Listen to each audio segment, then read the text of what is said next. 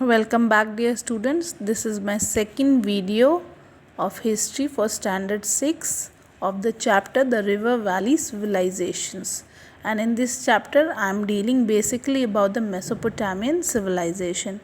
I have done the introduction to this chapter in my first video, that what Mesopotamia means. And now I am going to talk about the builders of the civilization and the main features of the Mesopotamian civilization. So, the Sumerians were the earliest and the most advanced people who lived in the valley of river Euphrates. They lived in the southernmost part of the Mesopotamia, which was called the heart of the Mesopotamian civilization for about 1500 years, from 3500 BC to 2000 BC. So, you can be asked the question, who were the earliest and the most advanced people who lived in the valley of the river Euphrates? So your answer would be the Sumerians. Please mark it out. And this civilization, it was started from around 3500 BC to 2000 BC.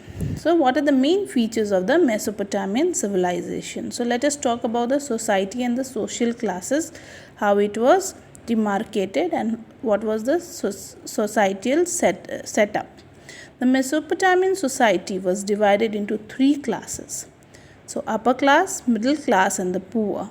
The people of the upper class belonged to royal families, kings, priests, scribes. Scribe means the writers and other official. Please mark it out that the first or the upper class, they belong to such people.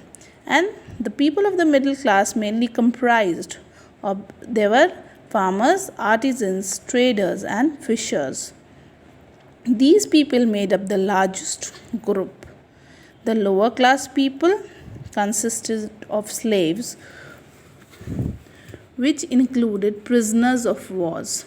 So three classes, the upper, the middle and the lower, and these were the people who were involved in the different classes.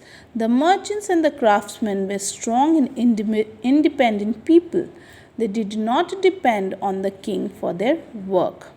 Farmers, shepherds, fishermen and hunters took care of the food supply of all the classes of the people. So these people, they supplied the food requirements to the people of all the classes, be it the upper class, the middle class or the lower class.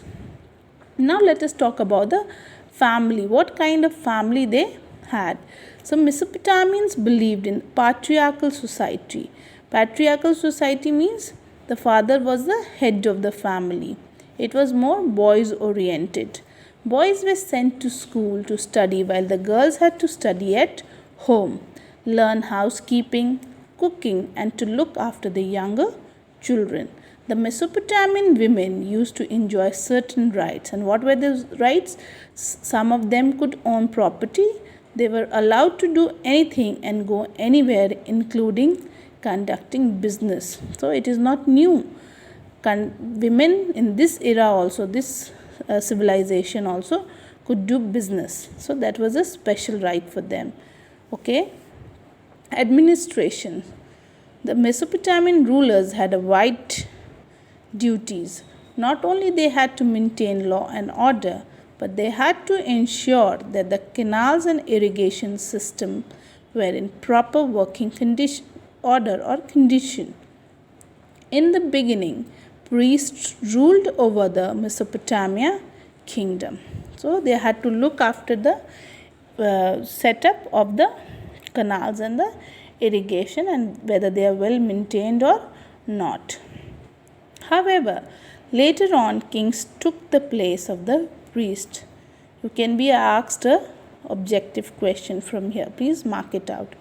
They were regarded as the chief priests. So these kings who took over place as the priests, they were regarded as the chief priests. They were not autocratic and their rule was not hereditary. So they were chosen. So autocratic means they were chosen on the basis of specific qualities like bravery, power and intelligence, and not of their association with the royalty. Hereditary means it is not that the king's son becomes the king. So people chose them who had the specific qualities of bravery, power and intelligence. On the basis they were chosen as kings, and not on the that king's son would become a king. So here there is a snippet. Hammurabi was the first dynasty king of Babylon.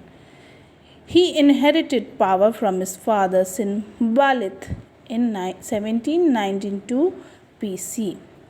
So just something to remember. They became a powerful authority over a period of time. They were regarded as God's representatives on earth. Who? The kings. The people who were chosen as kings by the people.